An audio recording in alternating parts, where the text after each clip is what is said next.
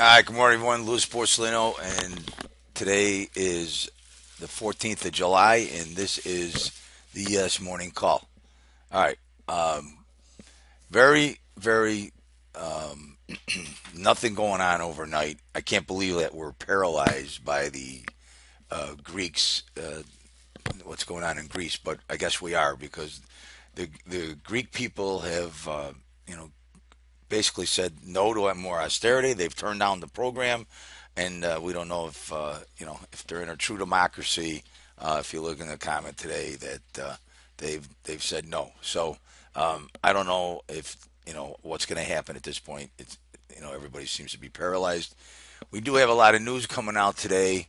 Um, Retail sales at 7:30. They were kind of disappointing. They're down a little bit. Then we have Red Book coming out. We've got business inventories, 9 a.m. And then we got some bond auctions. We got the 4-week bill auction, and Esther George speaks around 7:15 p.m. tonight.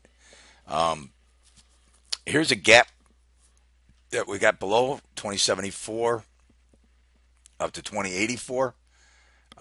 Overnight profile is dismal, uh, to say the least. Uh, Here's the range with the top at 2095 a quarter, the bottom at 2091 half. All right. Here's yesterday's range to 2084 quarter to 2094, basically a 1,000 point range. All right. We talked about the TPOs. It's kind of really balanced on the overnight, but we've had uh, basically nothing but up since we bottomed out at 2032. What we talked about yesterday. Okay, that's in that day chart. Right now, for today, taking a look at the value area high is going to be 2092 half. 2089 also will be the bull bear zone. 2089 is the point of control and the bull bear zone. And 2086 half is the bottom of value. The bottom of value. Um,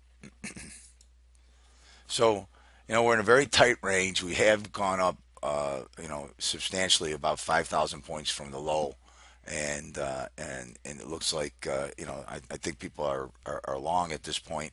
Our next key target will be, can we get through the 2090 area in the S&Ps? Let me put the day chart out if I can get it. If I'm lucky enough to get it on the first try over here. Um,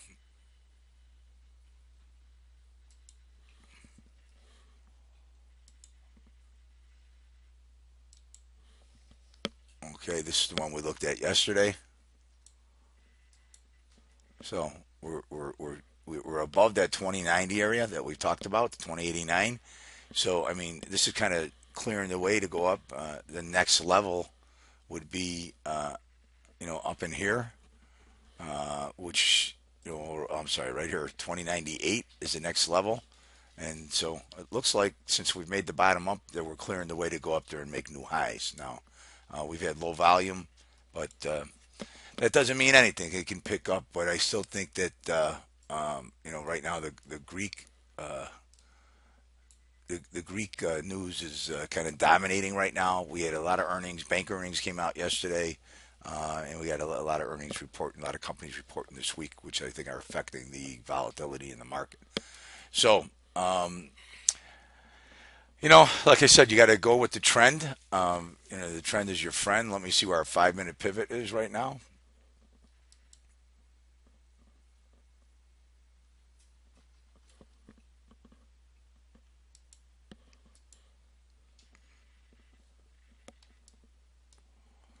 All right, so the 5 minute pivot's up above at 2095 quarter.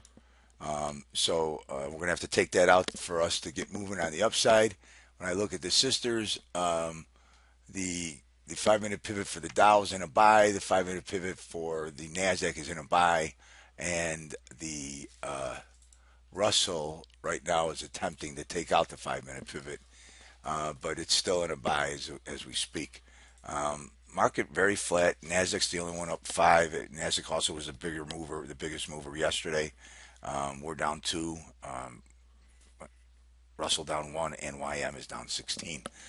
So take a look at the look at gold sitting at about 1156. Oil back up to 52, and we got the bonds rallied up to 149 yesterday. So everything's kind of quiet, sitting in a trading range, and we're expecting. We'll see. The retail sales was disappointing. The market has sold off a little bit since then, but still, stuck inside the range. So be playing the market close to the vest today and just trying to see if there's a failure on one side or the other.